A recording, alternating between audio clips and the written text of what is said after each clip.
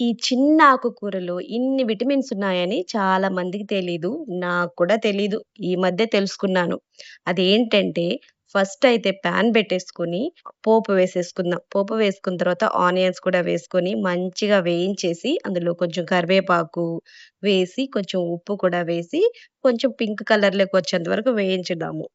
ఇప్పుడు పొన్నగుంట కూరని ముందుగా 2, 3 సార్లు చక్కగా కడిగేసి, నీళ్ళంతా ఒడిసేంత వరకు ఉంచి, సన్నగా తురిమి పెట్టుకొని, అది పాన్‌లో వేసేసుకొని, పైనుంచి కొంచెం పసుపు వేసుకొని కలిపేసి, మూత పెట్టి మగ్గనిద్దాం.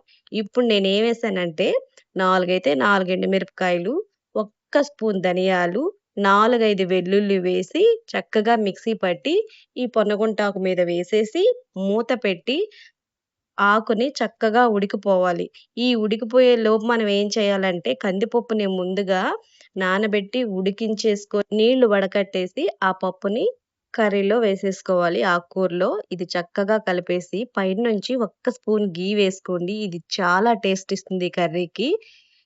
పొన్నగుంటాకులో సేమ్ ప్రాసెస్‌లో పెసలపప్పు గూడా వేసుకొని చేసుకోవచ్చనమాట. ఇది చాలా బావుంటది. ఆరోగ్యానికి ఎంతో మంచిది. మీకు నచ్చితే లైక్ చేయండి, షేర్ చేయండి. Thank you.